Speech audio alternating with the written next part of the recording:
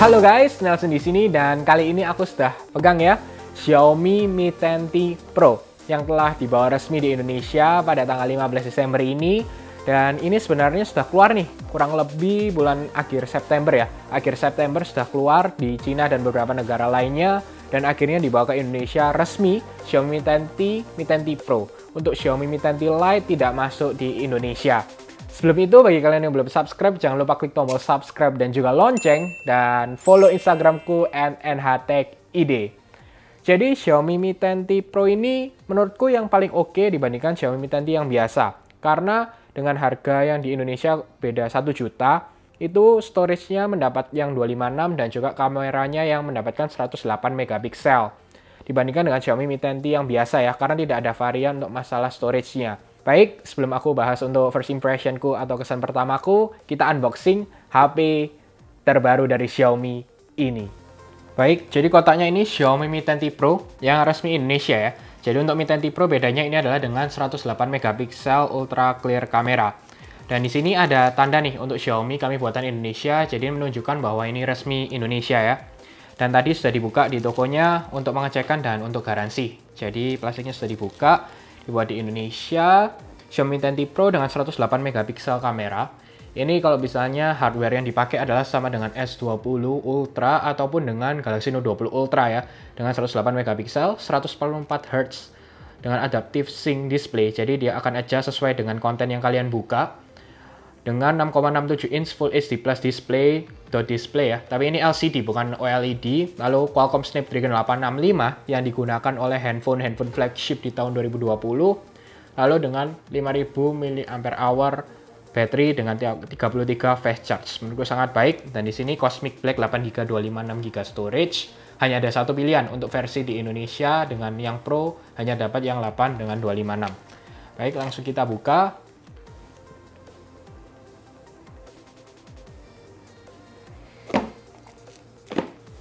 Oke, jadi untuk ini kotaknya kita lihat di sini untuk masalah buka SIM card tray. Lalu ya seperti biasa casing. Dan terima kasih telah memilih produk Xiaomi seperti biasa ya dari Xiaomi Indonesia untuk buku panduan. Dan di sini ada dongle dari USB-C untuk kabel jack kalau kalian mau membutuhkan ya, kabel aux biasa kita sebut. Lalu untuk casingnya bening sih seperti biasa. Untuk casingnya ya seperti ini. Jadi atasnya bening, bawahnya agak doff gitu. Untuk Xiaomi casingnya cukup oke. Lalu langsung saja ini HP-nya kita lihat sebentar ya. Dalam kotaknya ada apa aja. Jadi dalam kotak ada 33 watt untuk adapter charger, cukup besar ya. Cukup baik lah dengan 33 watt.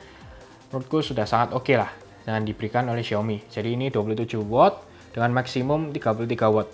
Dan di dalamnya ada USB-A ke USB-C ya. Jadi normal lah seperti biasanya yang diberikan oleh Xiaomi. Baik, langsung kita buka sedikit untuk masalah HP-nya.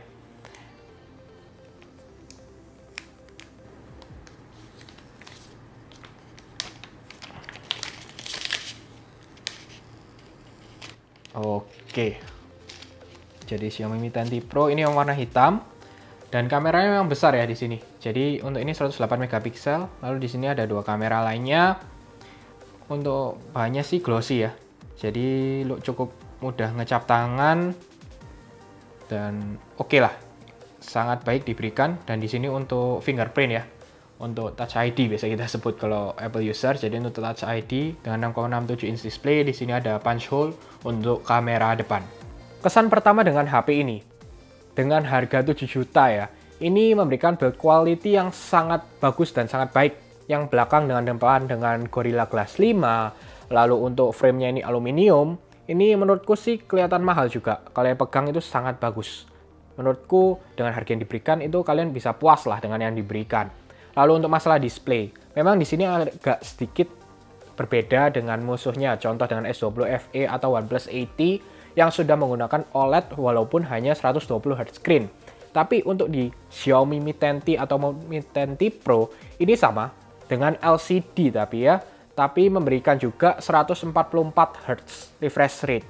Jadi itu sangat baiklah diberikan Dan untuk aku sendiri sih, kalau misalnya aku bandingkan sebelumnya dengan Realme 7 Poco X3 NFC yang jauh lebih murah, walaupun dengan 90Hz, 120Hz, itu kan sangat patah-patah ya. Kadang nggak kerasa bahwa itu sangat smooth diberikan.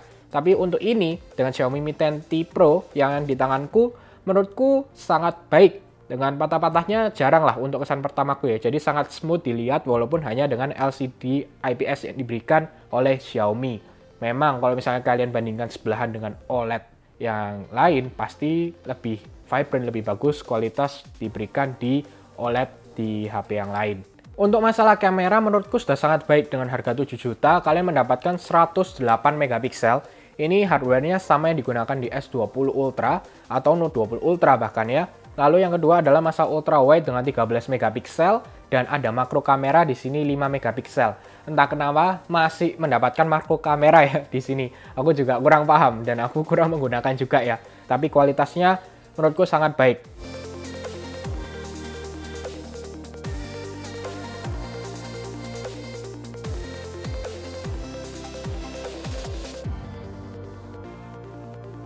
Tapi yang perlu digarisbawahi bukan berarti megapiksel besar itu kualitasnya sangat baik ya.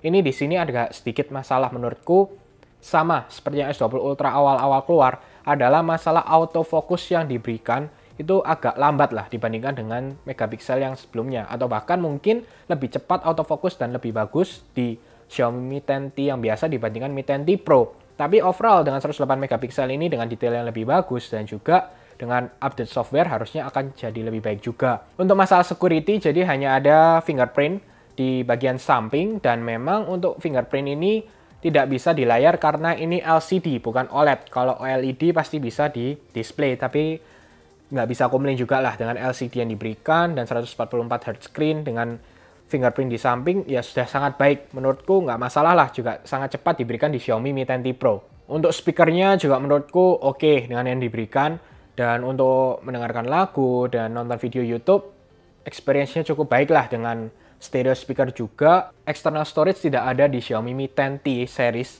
Jadi cuma dual SIM dan kalau misalnya kalian mau yang nambah storage tidak bisa. Jadi hati-hati sesuaikan dengan penggunaan kalian. Untuk masalah chipset pun yang diberikan ini menurutku sangat baik. Dengan 865 itu sudah sangat oke. Dengan level flagship bisa dimasukkan dengan harga 7 jutaan.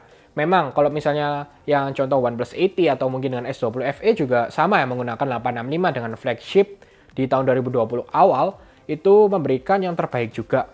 Tapi dengan harga yang cut bisa sampai 3 juta dan kualitasnya menurutku nggak masalah, sangat baik juga. Itu sudah sangat oke diberikan Xiaomi di Mi 10T Pro dan harganya memang ya merusak flagship jelas. Jadi itu menurutku dari kesan pertamaku, nanti aku akan bahas lagi di video selanjutnya untuk full review Xiaomi Mi 10T Pro. Dan semoga benar-benar memberikan yang terbaik ya. Dan aku akan coba juga, tapi kesan pertamaku ini sangat baik dengan harga 7 juta di Xiaomi Mi 10T Pro.